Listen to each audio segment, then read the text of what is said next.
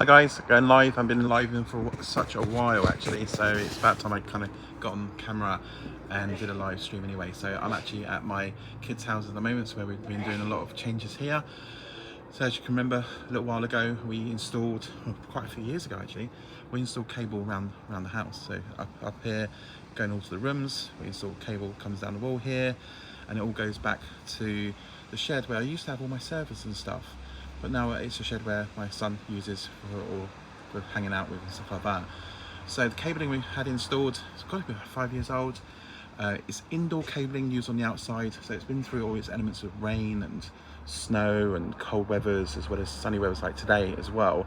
And it's actually survived quite well. I expected like maybe 12 months outdoor, then the cables would be knackered, but no, they've gone a lot longer than 12 months. So you can actually use indoor cabling for outside for a specific amount of time, and also it's a very short kind of cheap cost, you know, but obviously outdoor cabling has now come a bit more cheaper, so it's definitely worth it. So we're now going to be installing outdoor proper cabling. So because it's not using, before I had all my servers in it, so because we're not using it as a it's just a hangout area, it doesn't need 4 pairs of cables go down. So we're going to actually pull the cables. So down here in the background here, we've cut away the cables back up to here. We've come a bit longer because we're going to feed the new cables through that, so we don't have to dig up all this along here again, because that's going to be a nightmare otherwise. So we'll pull 2 pairs out of that to start with, getting a bit more room. Then we'll use the 2 pairs to pull the other new 2 pairs in and pull that through all the way through the garden here. I'll keep my hand going there, all the way up here, and then right up to the shed here basically. And that'll run the new cables into there, and then we'll just stick an access point at the bottom of the shed here as well. And we'll replace the cabling on the wall here, so we have 2 going into this room here. We've got 2 to go in the room upstairs, and that's about it. It did have every room in the house wired for Ethernet, but now the kids are growing up and kind of moving out and doing their own things, and they mainly use Wi-Fi now. It's not necessary to have all that cable in there. We're only going to wire the 2 bedrooms up with Wi-Fi because they have PlayStation, no, Xbox. It's got a new Xbox in there, so they like to have the cable on there, so we'll do that. Now you've got Tube internet service here, so they've got gigabit service across the wire cable, and they've got Tube's own wireless boxes here. But you've got to remember is if you have Tube installed, it's a gigabit service, so you're going to get 900 meg down, 900 meg up, and I've been testing that since it's been installed here, almost past a year now. And they've been delivering the speed, they've been delivering the rates you get, and it's been accurate as possible, accurate as they say it is, and I can kind of vouch for that.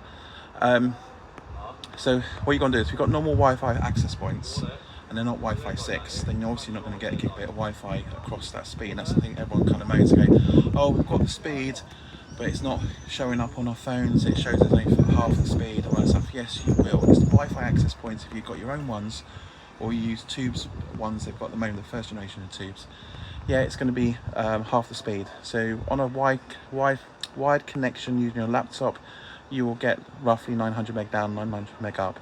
That's what they guarantee. That's what you kind of get very, very close to. So, you know, it's almost 900 and 900 down. So it depends on what days, it kind of changes, but you do get that.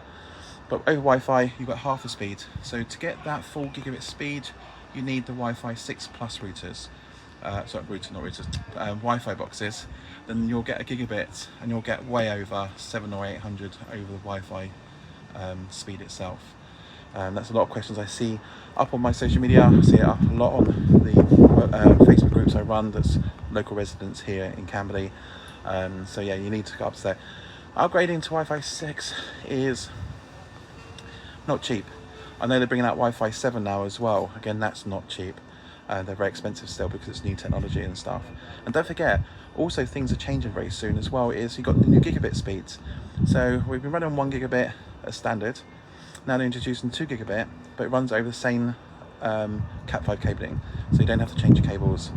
I've got a new box I've installed at my house, or my flat, and it will do it'll do gig, 2.5 gig, 5 gigs, and it will do 10 gig speeds.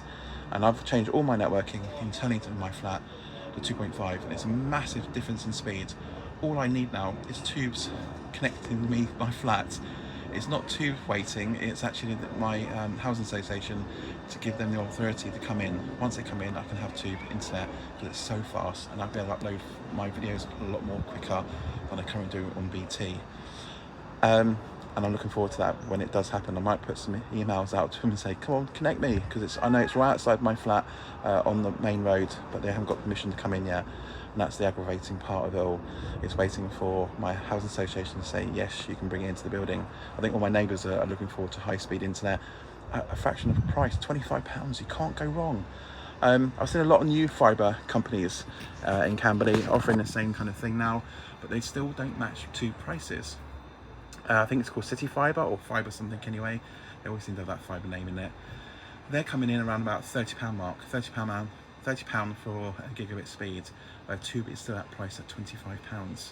You know, especially families or someone living on a budget and have a lot of money, that's a great way to have full speed internet, a gigabit service for £25. You can't go wrong. They do obviously do business packages and all that stuff to do variations, but Tube's pricing is kind of guaranteed for the next couple of years at least. I know in Portsmouth they've guaranteed it for 4 years so far. You know, I know they've been in Portsmouth for 4 years and they've been holding those prices out, so they are pretty good. So I'd like to see new fibre companies coming out, a bit more competition, but I'm hoping that, because a lot of fibre companies, when they tend to roll out in the same area, they kind of do a collaboration at some point where they like use each other's fibre optic cable, and I'm hoping Tube doesn't do that, because normally when they start running over each other's fibre optic network, then if that network goes down, it affects their network, then you start getting like not a very good delivery service. At the moment, Tube service is great, so long as Tube stays to themselves and they all their own cables in right up to the ports in London where it goes out to national connections and all that kind of stuff. They keep their own cables in, because then their infrastructure is going to be smooth, it's going to be fast, it's going to be quick, it's going to be all that kind of stuff. I worked before in IT where we had Virgin Media rolling out fibre optic cable, and they got to a point again, right, okay, we'll start sharing that across BT's network. So when I got to Airport House and installed our fibre optic cable, so I've got cabling coming from Virgin all the way into to Airport House, but the last mile of it came over BT, so it was running across their networks. So it was stable, you know, it was okay, it did its job. I think if you're going to be laying your own cables, don't cross over to someone else's network unless you own it and you can integrate it really nicely. But I think so far Tube's been pretty good, it's robust, it's working well, and the best thing I like about Tube as well is they are spending a lot of their money investing into local events in Camberley and Surrey and Hampshire where they're kind of rolling out. So a lot of the events that I run, they're sponsoring events that I'm connecting with now, so next year I'll be involved with a lot more new events in my local area. They're already been sponsored by Tube, so it's amazing.